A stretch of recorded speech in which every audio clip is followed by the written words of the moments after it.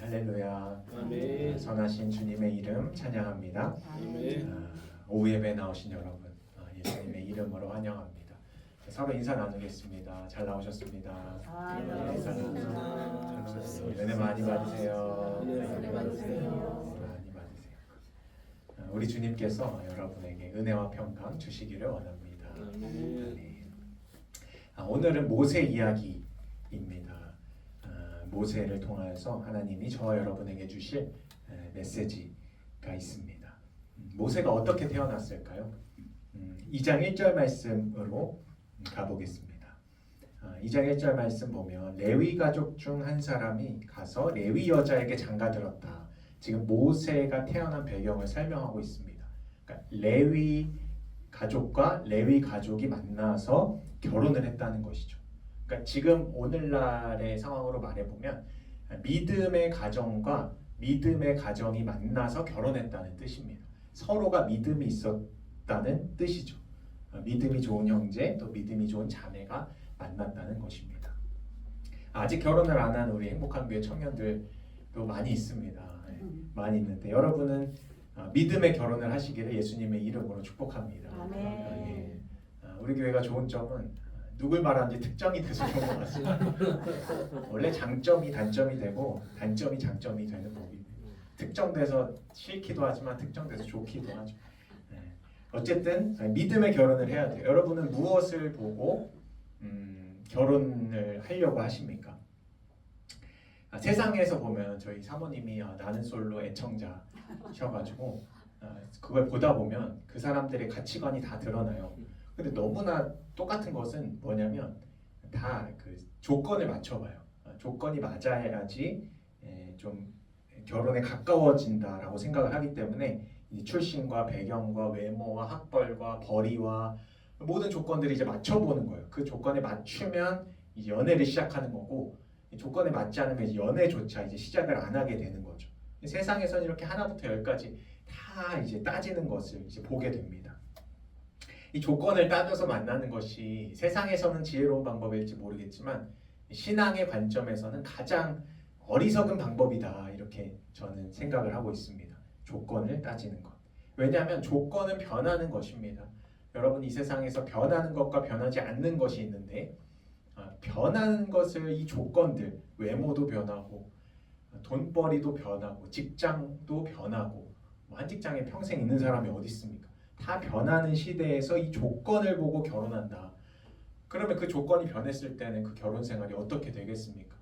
뭐 이혼율이 높아지는 것은 여러 분석을 할 수 있겠지만 너무 우리가 이 시대에 조건을 보고 결혼해서 조건은 변하는 것인데 벌써 이 여자 이 남자가 그때는 잘생겼는데 그때는 예뻤는데 5년이 지나니 그 사람이 아니구나 이혼하는 것이죠. 그러니까 조건을 보고 결혼하는 것은 사실 가장 어리석다 이렇게 생각이 듭니다. 지혜로운 방법은 무엇일까? 그 사람을 보고 결혼하는 것이죠. 어떤 사람인가, 성품을 보고 또 정직한 사람인가, 또 나를 맡겨도 되는 의지할 만한 사람인가, 성숙한 사람인가, 사람을 보고 결혼하는 것이 이 지혜로운 눈을 가진 사람이라고 생각이 듭니다. 그러나 사실 이것으로도 부족한 것이죠. 저와 여러분이 믿음의 결혼을 하기 위해서는 어떤 시각이 필요하냐면 가장 최고한 결혼이 믿음의 결혼이다라는 생각을 여러분이 가지고 계셔야 돼요. 사람을 보는 것도 아니고 조건을 보는 것도 아니고 물론 이런 거 다 봐야 돼요. 봐야 하지만 가장 중점적으로 내가 기도해야 될 것은 무엇이냐? 하나님이 선택한 믿음의 배우자인가? 이것을 놓고 끊임없이 기도해야 하는 것이죠. 이 결혼을 봤을 때 이 담임 목사님과 장로님의 예화가 너무 딱 맞는 것 같아서 제가 허락 없이 가져왔습니다. 양해해 주시기 바랍니다. 우리 목사님과 장로님 믿음의 결혼을 하셨죠. 목사님과 목사님의 중매로 우리 담임 목사님의 지금 우리 목사님의 그 시절 청년 시절에 담임 목사님이 있었을 것이고 그리고 우리 장로님의 젊었을 청년 시절에 또 그 교회 담임 목사님이 있었을 거 아니에요. 그래서 이 담임 목사님과 담임 목사님은 이제 아는 사이거든요. 저도 이제 동기 중에 이제 사역하는 사람들 이제 목사 안수를 제 동기들도 이제 많이 받고 있는데 시간이 지나면 이 친구들 담임 목사를 어디 이제 청빙을 가거나 부임을 할 거 아니에요. 그런 식으로 이제 아는 동기셨나 봐요, 두 분이. 그 교회와 이 교회 장로님과 또 목사님의 이제 그 목사님들끼리 아셨나 봐요. 그래서 과거에는 중매 결혼을 많이 했잖아요. 중매를 서자해서 서로 전혀 모르는데 이제 목사님이 중매해 주시는 것이니까 이제 만나서 결혼을 하셨다는 거예요. 그러니까 너무 기가 막힌 일이죠. 목사님의 이제 간증을 들어보면 너무 기가 막힌 것이죠. 목사님이 해주니까 반드시 나는 이 결혼을 할 것이다 하면서 나가셨대요. 너무 특이한 일 아닙니까? 우리의 지금 시대로서는 상상도 하지 못할 일이죠. 그렇게 이제 만나고 보니 이제 탄탄대로 또 꽃길이 이제 열려야 하는데 그렇지 않은 것이죠. 결혼을 해보니 목사님과 장로님이 성격도 반대, 또 문제 해결하는 방법도 반대, 또 재정을 쓰는 씀씀이도 반대, 모든 것이 반대였다고 합니다. 모든 것이 반대고 딱 한 가지 같은 것이 있었는데 그것은 무엇이냐면 신앙, 하나님을 향한 신앙이 한 가지가 같았던 것이죠.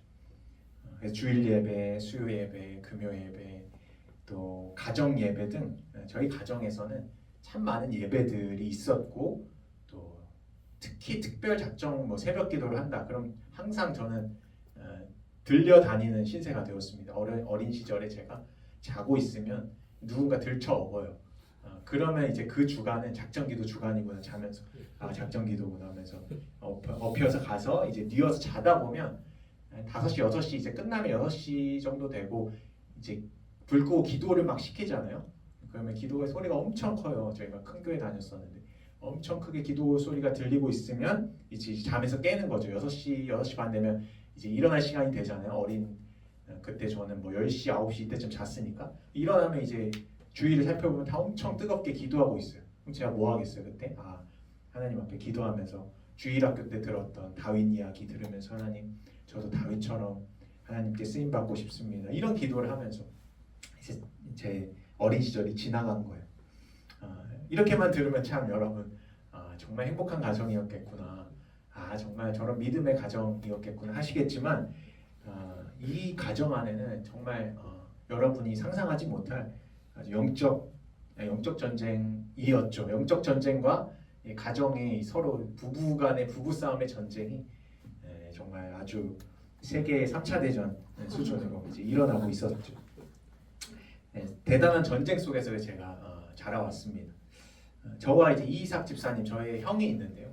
이이삭 집사님과 제가 어떻게 해서 이렇게 행복한 교회, 저희 부모님이 하는 이 교회에 이렇게 와서 또 직분도 받고 이렇게 신앙생활을 잘할 수 있었을까 제가 생각해 보게 되었습니다.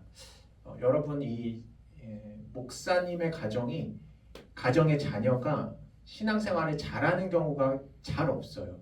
그 성경에서도 보면 엘리 제사장의 아들들이 굉장히 악했죠. 그러니까 너무 억압돼서 자라고 너는 거룩해야 돼라고 해서 자라기 때문에 굉장히 어려서부터 가둬진단 말이에요. 욕구들이 가둬지고 또 실제로 제가 뭐 많이 들어봤지만 어느 목사님의 자녀가 어떻게 됐다더라. 또 제가 전에 사역했던 교회도 담임 목사님이 2딸을 낳았는데 그 2딸이 다 교회를 그 목사님 사역하신 교회 안 나와요.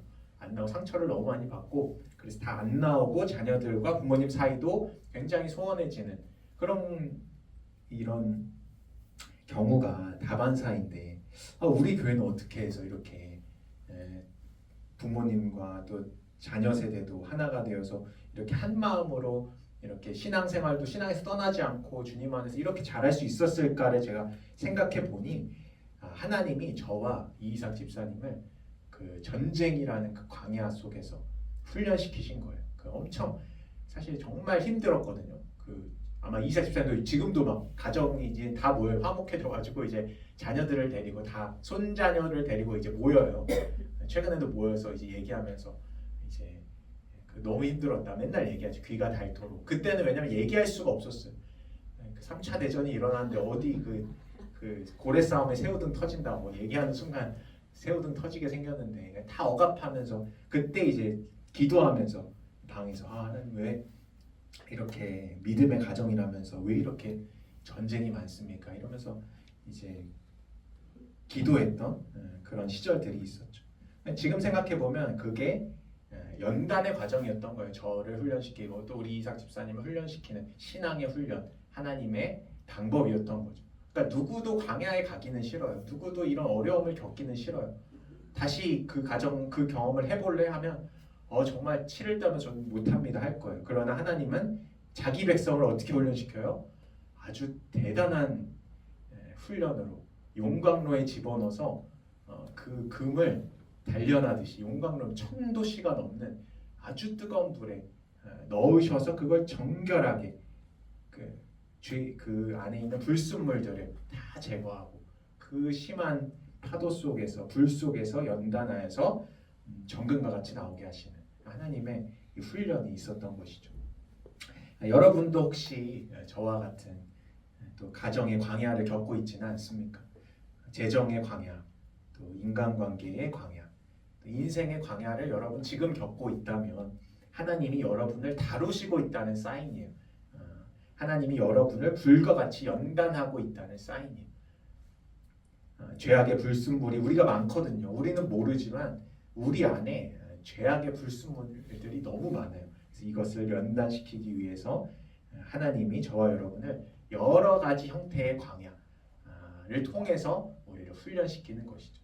그래서 그것의 훈련이 지나면 다 통과하고 나면 하나님이 나를 훈련시키셔서 내가 정금과 같이 지금의 시간이 되었구나 하나님을 고백할 수밖에 없고 또 훈련된 하나님의 사람을 하나님은 영광스럽게 쓰시는 그런 좋으신 하나님이신 것이죠. 그래서 여러분 어떤 상황이 있을 때든지 내가 지금 광야든지 아니면 축복된 곳에 있든지 하나님을 찬양하고 하나님을 신뢰하시며 복된 신앙의 길을 걸어가시는 저와 여러분 되시기를 예수님의 이름으로 축복합니다. 모세는 지금 방법이 없는 가운데 기적적으로 살아나게 됩니다. 우리가 모세 스토리 알고 있으니까 제가 점프하면서 설교를 할 텐데요. 기적적으로 살아나게 되죠. 당시에 바로가 모든 장자, 이스라엘에서 태어나는 모든 장자를 죽이라고 해요. 여러분 아기 낳아 보셨나요? 아기를 낳았는데 여자면 살려두래요. 우리 가정은 세이프예요. 우리 하이미는 여자예요. 우리 가정 살았다. 하나님 감사합니다.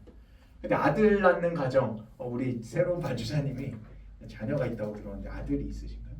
딸이요. 할렐루야. 여기도 사라졌어요. 찬양하는 소리가 넘칠 거예요. 근데 밖에서 아들 낳은 가정에 곡소리가 끊임없이 들리는 거예요. 아들을 낳으면 죽이라고 했거든요. 아들. 이 방법이 없잖아요. 어떻게 살려요? 로마래요. 출애굽 이 이집트에 있는 애굽 이집트의 병정들 군사들이 날마다 지키고 임산부가 10달 동안이니까 다 체크하면서 태어나는 것을 확인하러 가서 그 자리에서 아들이면 죽이고 딸이면 살려두는 그 방법이 없는 거잖아요. 빠져나갈 방법이 없어요.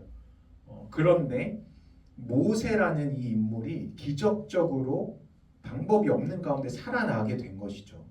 하나님께 방법이 있는 것이죠. 여러분 인생 가운데서 방법이 없다 생각하시는 문제들 가끔 만나시죠. 그럴 때 뭐냐면 하나님이 여러분을 부르시는 거예요. 믿음의 도전을 하라고 게임으로 치면 퀘스트를 주시는 거예요. 이거 한번 풀어봐. 한번 이런 상황을 맞닥뜨려봐. 할 때 너가 그럼 이걸 어떻게 할 것인가? 포기하고 그냥 말 것인가? 아니면 믿음의 도전으로 이 퀘스트를 수행해서 하나님의 영광을 볼 것인가? 지금 이 모세의 부모님은 이 퀘스트, 하나님이 주신 이 시험을 믿음으로 풀어냈던 유일했던 인물이에요. 다른 이스라엘 가정들은 다 포기하고 아들이면 죽임당한 다음에 엄청 울면서 다 포기하는데 이 모세의 부모님은 조금 달랐어요.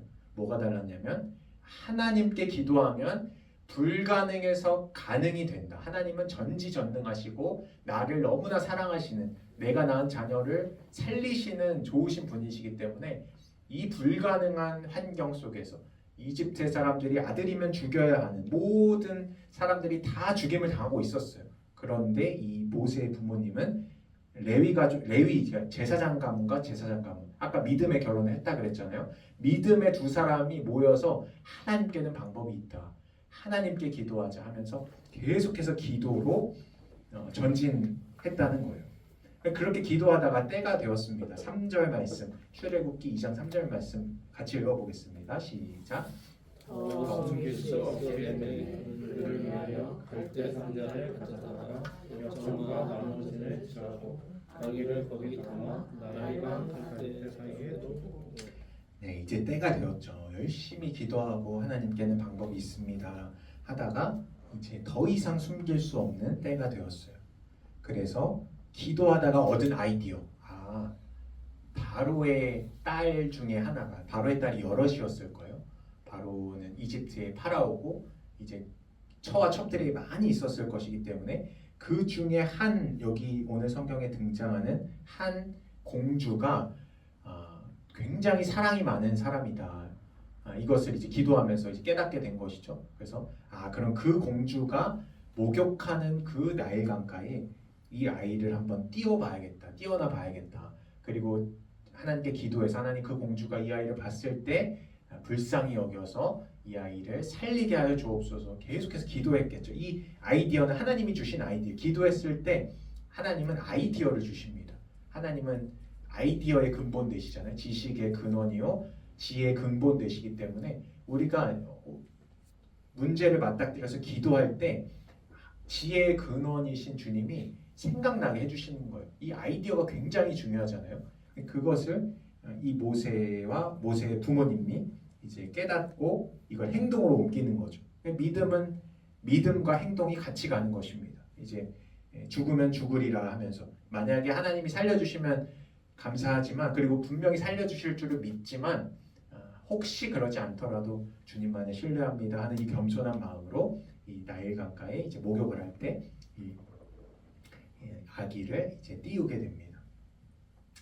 하나님은 이 믿음을 보시고 이 공주의 마음을 열어주셨죠. 6절에 보시면 이제 공주가 그 구유를 보고 아기를 보니 아기가 울었어요. 모세가 울었어요. 그러니까 그가 그를 불쌍히 여겼다. 하나님이 마음을 열어주신 거죠. 이르되 그는 히브리 사람의 아기다. 이런 이제 일이 일어난 것이죠. 이 모세의 부모님의 기도는 이런 기적적인 열매를 맺게 되었습니다. 이 모세가 애굽의 왕자로 입양이 된 것입니다. 대단하지 않나요? 순식간에 죽어야 하는 비참한 신분에서 가장 강대국이었던 이집트의 왕자로 신분이 한 번에 변하게 된 거예요. 대단합니다. 이것이 믿는 크리스찬들의 모습이지 않을까. 신분이 죄악된 신분에서 한 번에 왕자, 하나님의 믿는 자에게는 하나님의 자녀가 되는 권세를 주셨으니 완전한 역전이 일어난 거예요. 이 모세에게 죽었어야 하는데 이집트의 왕자, 강대국의 왕자로 신분이 변하게 되죠. 여러분, 돈이 든 것도 아닙니다. 또 내가 사정하고 부탁한 것도 청탁한 것도 아니에요. 사람에게 아쉬운 소리도 안 했어요. 오직 주님을 향한 믿음, 오직 주님을 향한 기도, 주님만이 가능하십니다. 주님께는 방법이 있습니다 했던 기도의 열매를 지금 보고 있는 것입니다. 여러분, 모세의 부모님과 같은 믿음을 가지시기를 예수님의 이름으로 축복합니다. 방법이 없을 때가 기회입니다. 여러분, 꼭 잘 들으세요. 지금 내가 하는 일, 직장, 교회, 뭔가 방법이 없을 때가 하나님의 그 일에 도전할 기회라는 거예요. 지금 모세와 마찬가지로 여러분의 인생에서 막힌 것, 이것은 절대 불가능하다. 돈으로도 지식으로도 지혜로도 해결할 방법이 없다. 이것이 바로 주님이 주시는 기회인 거예요. 여러분, 그 기회를 붙잡으셔야 돼요. 여기 이스라엘 전체 다른 사람들은 그 기회를 못 붙잡았어요. 기회를 주셨는데 그 기회를 기회라고 모르는 것이죠. 하나님이 지금 우리 이스라엘을 저주하시는구나 하고 지나갔어요. 다 죽임당하고. 그러나 오늘 기회를 잡은 사람, 이 모세의 부모님은 기회를 잡았죠. 하나님이 일하실 기회다. 주님의 전능하심을 믿고 신뢰하며 기도했을 때 놀라운 결과를 보게 됐던 것입니다. 여러분도 믿음의 행동으로, 기도로 불가능을 가능케 이집트의 왕자로 거듭나게 되는 놀라운 역사가 일어나잖아요. 그런 역사를 쓰시는 여러분 되시기를 축복합니다. 아멘. 자, 오늘의 이제 결론의 말씀으로 갑니다. 7절부터 9절입니다. 한번 한 절씩 교독해서 7절부터 9절 읽어보겠습니다. 그의 누이가 바로에 따르게 이르되 내가 가서 당신을 위하여 히브리 여인 중에서 유모를 불러다가 이 아기에게 젖을 먹이게 하리까. 바로의 딸이 그에게 이르되 가라. 그 소녀가 가서 그 아기의 어머니를 불러오니 바로의 딸이 그에게 이르되 이 아기를 데려다가 나를 위하여 젖을 먹이라. 내가 그 삭슬 주리라. 여인이 아기를 데려다가 젖을 먹이더니. 아멘. 네, 여기까지입니다. 이 하나님의 놀라운 일하심이죠. 죽어야 할 모세가 기도했더니 살아났습니다. 근데 살아났을 뿐만 아니라 지금 무슨 일이 일어나고 있냐면 공주의 아들이 되었습니다. 살려만 줘도 모세의 부모님이 기도했을 때 어떻게 기도했을까요? 살려만 주십시오 하고 기도했겠죠. 가장 간절하게. 근데 살려주신 것뿐만 아니라 지금 기도했더니 이집트의 왕자, 공주의 아들이 되었어요. 대단한 일이 일어났고 여러분 그뿐만 아닙니다. 그뿐만이 아니라 이 왕자가 됐고 이 사랑하는 아들을 직접 젖을 먹일 수 있게 지금 유모를 불러다가 지금 작전을 너무 잘 짜. 하나님의 은혜가 너무 큰 것인데 이제 그것을 발견했을 때 이 모세의 이제 누나가 가서 젖 먹일 유모를 제가 찾아오겠습니다 하니까 찾아온 거예요. 근데 그 유모가 실제로 누구였어요? 모세의 엄마였어요. 그러니까 지금 모세를 키울 수도 있게 됐고 심지어 어떻게 됐어요? 내가 그 삭슬 주리라. 엄마가 자기 자녀를 키우는데 돈을 받고 키워요. 이거 정말 대단한, 여러분 이거 한번 묵상해 보세요. 너무 대단한 일이에요. 원래 살릴 수도 없던 아이였고 살렸어도 너무 감사한데 살리는 걸 넘어서 이집트의 왕자로 대단한 인프라와 교육 다 알아서 키워주는 이집트의 왕자가 됐고 또 그뿐만 아니라 어머니인 자기가 직접 젖을 주면서 이 아기를 어린 시절에 키울 수 있었고 심지어 그뿐만 아니라 돈을 받아요. 이 공주로부터 엄청 많이 받았겠죠. 내가 그 삭슬 주리라. 여러분 이 하나님 안에서 이런 말도 안 되는 일들이 오늘도 일어난다는 거예요. 이 지금 성경을 보면서 모세는 그랬구나 하고 넘어가시면 너무 이거 아쉬운 것이죠. 믿음의 도전을 하셔야 합니다. 오늘날에도 이렇게 모세의 믿음을 가지고 모세의 부모님의 믿음을 가지고 불가능 속에서 가능을 하신 하나님을 신뢰하며 기도하실 때 이런 말도 안 되는 일이 일어나게 되는 거예요. 와 정말 대박도 이런 대박이 없습니다. 기적의 하나님이신 것이죠. 여러분의 인생 하나쯤을 우리들의 인생을 말도 안 나네. 창대하게 하시는 것이 너무 쉬우신 하나님. 이 모세의 인생 하나님이 살짝 손가락으로 건드시니까 죽어야 하는 모세가 창대한 리더자 모세로 우리 모세의 인생 다 알고 있잖아요. 영광스러운 민족의 지도자, 하나님의 놀라운 권능을 본 사람, 하나님의 영광의 뒷모습을 본 능력의 지도자가 지금 되잖아요. 이것이 다 어디서부터 시작됐죠?